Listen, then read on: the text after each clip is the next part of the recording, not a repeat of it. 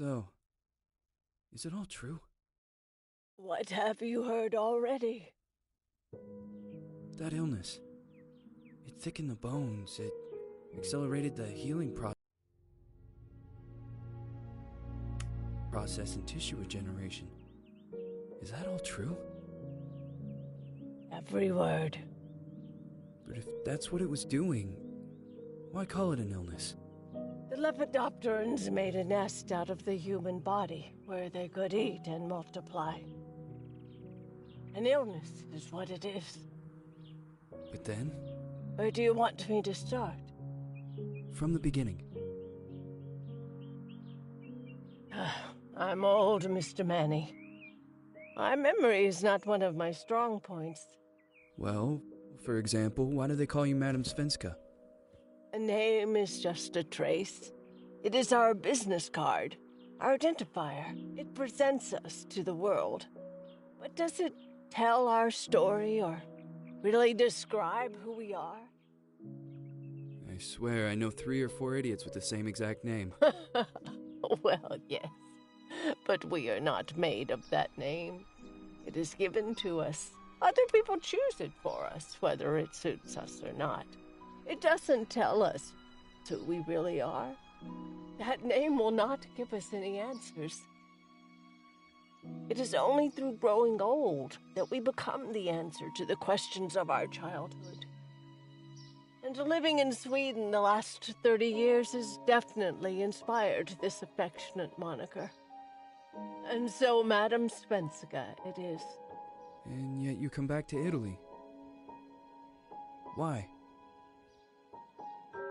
Because I forgot. But I also forgot that I had promised to remember. Tell me. Please excuse me. Sometimes my memory needs to be jogged. There's always been a song that, as well as the name you refer to so much, has labeled my whole life, has given it a name, and it's from a name. If you can believe how bizarre and sometimes unbelievable my confused memories are to describe that all this began.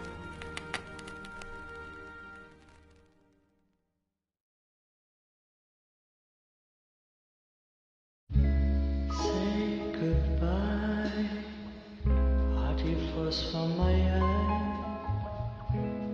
If you leave me, sure you miss me. If you fly, you lose something in the sky. Come on, let's dance. We don't have any chance. Give me a kiss, so you know what you're gonna miss. If you fly, you lose something in the sky. Listen to me.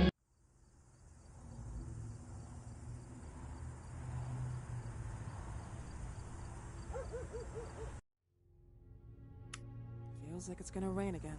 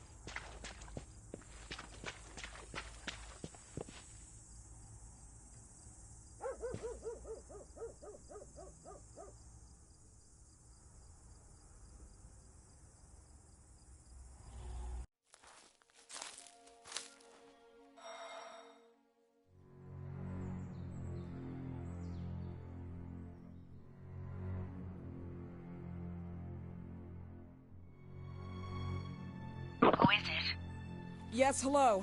I'm Dr. Reed from the Santa Margarita Institute. I'm sorry, but Mr. Felton is no longer a patient. I know. This is why I'm here. Hello? Anyone?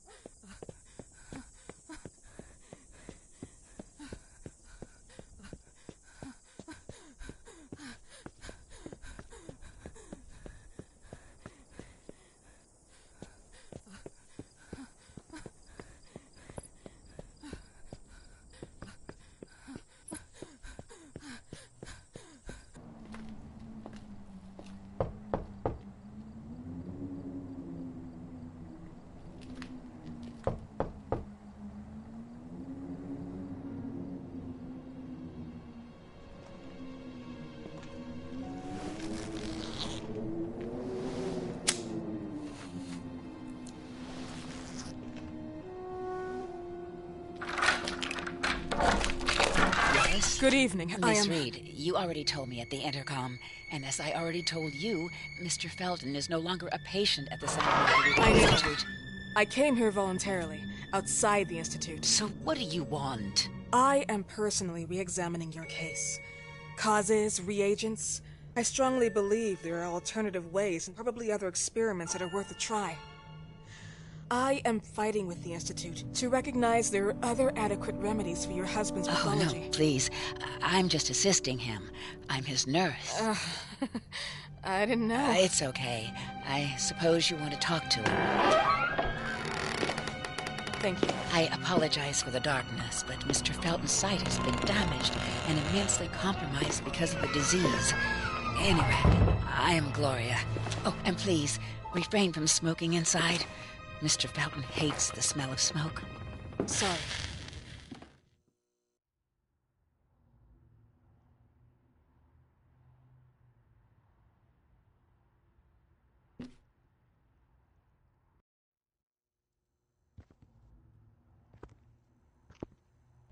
Please, this way. Bad habit. Smoking? Yes, such a shame. You should quit. You have no idea how bad this is for you. Not only for your health, but it's also very expensive. Money and time wasted. I have so much to do every day. I couldn't waste time with such a bad habit. Do you assist Mr. Felton all day? Oh no, from midday to 8 p.m. Then I go back home. I live near here. If needed, he can contact me with a pager, but that's not often. His wife takes care of him when I'm off. What can you tell me about her?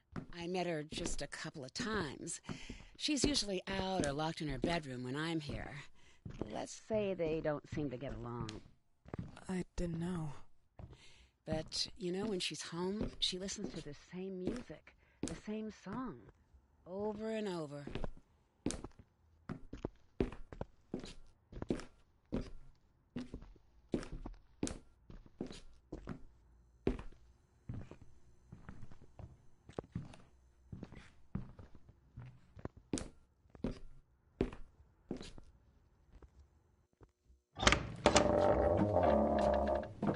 This way, please. Mr. Felton will be here in a few minutes. Okay.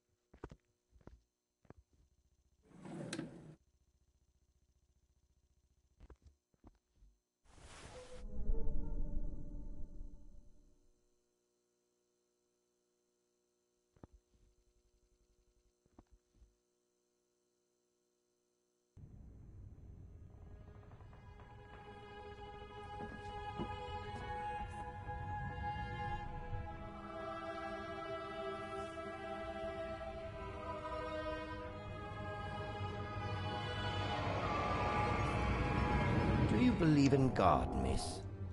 Well, it would be too easy, wouldn't it? I believe in people's willpower. Everything else is not God, but an aptitude or mankind's cruelty. This is the kind of fairy tale I prefer at my age.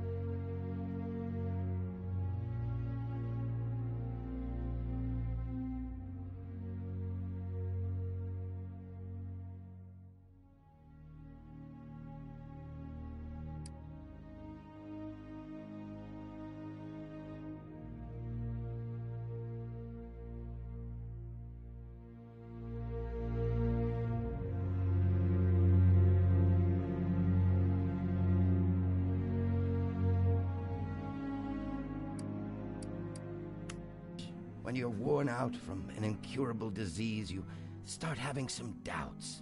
Why is there so much life in such small but lethal creatures? An arbiter, that's all we need. For what? It's wrong and crazy. It's human nature. That same nature in which we are equals to those ants eating each other. But, pardon me, I forgot my manners. Please, sit down. Dr. Reed, I suppose? Sorry, Mr. Felton. Pleased to meet you. So you already met Gloria? Yes, she let me in. She's a great reference, extremely hardworking, but back to us. I don't recall seeing beautiful doctors like you at the Institute, Dr. Reed. I am flattered, Mr. Felton. I arrived at the Institute just a few months after you left. And you left because? Inadequacy of the sanitary treatments within the structure. That's right. And in a few words? In a few words, they didn't know how to treat my case, and they left me there to die. But it seems that other issues took over. I once or twice refused to go through exams. Mr. Felton, is there anything I can do for you? Oh, Gloria, yes. See if Dr. Reed needs anything. Oh, no. May I offer you a cup of tea or coffee? Espresso? No, thank you. As you wish. How about you, Mr. Felton? No, thank you. I'll keep entertaining our guest. You can go now. You're diagnosed? 1958? Yes, indicatively. Some friends and I contracted the disease while traveling to Egypt, and it got worse. In addition to the disease, the first exam showed some inconsistency. Some hormonal deficiency? Overdose of non-prescribed drugs, opiates? Phenoxyl? Wasn't it recalled in the mid-60s? Doctor, don't you think that nowadays there are ways to obtain drugs without any prescription? I believe so. According to your file, you still receive your disability pension. Even better, it seems that the beneficiary is your wife, Ariana Gallo. Exactly. She's the one who takes care of me when Gloria is off. How about your daughter? My daughter, Celeste, has never come back home. Disappeared. She was adopted, am I right? The investigators confirmed that she intentionally left. They never suspected a kidnapping since there was no ransom request. How about Weeman? Wasn't he a suspect? A flash in the pan, an idiot who brought confusion by sending warnings and threats. And her birth parents? Dr. Reed, young girls often decide to just go. And this is what my daughter decided to do. Jennifer. What did you say? At times, you'd call her Jennifer. No, my Mr. daughter... Felton, what has really happened to your daughter? I just told you. How about the off-the-record version? I am not sure where you're trying to go with this, but I won't tolerate... I don't have the strength for this now. I know you've been trying to forget her, but this picture might help you to. What is this? Where did you get this picture? Isn't she your daughter? Celeste, or has you called her? Jennifer? I asked you a question. Back of the picture says Jennifer. There is no Jennifer! You thought I was stupid, didn't you, Mr. Felton? Do you Do you really think I'd come here without knowing what I'm talking about? Who are you, and why did you come here? Did you come to my home to threaten me with your condescending Threatening tone? you? So maybe I should ask your wife then. She's not home. Seems like she is. Mr. Felton, I just talked to the director of the Institute on the phone. They have never heard of Dr. Reed. She is not what she claims to be. Well, Miss Reed, if that is your real name, your time here has ended. Please, leave my property. Miss Gloria will escort you out. Please follow me. Mr. Felton, please, tell me what you did to your daughter! Good evening. Follow me.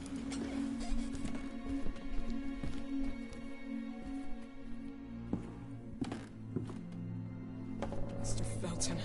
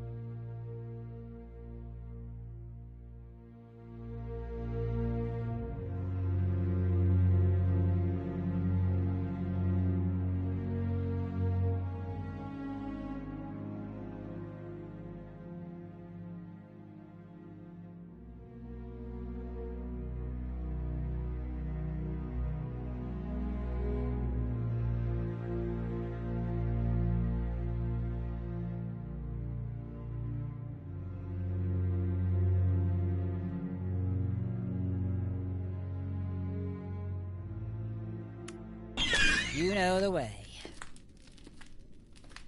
How do you even... How do I do what? How do you even sleep at night? You use people's lives regardless of the pain you cause. The Feltons have been through a lot. And they are good people. Gloria, a young girl disappeared. We all know the story, unfortunately. A burden that the Feltons will have to carry for the rest of their lives. Celeste just left them. If that was the case, there was a motivation behind it. And it threatened her life.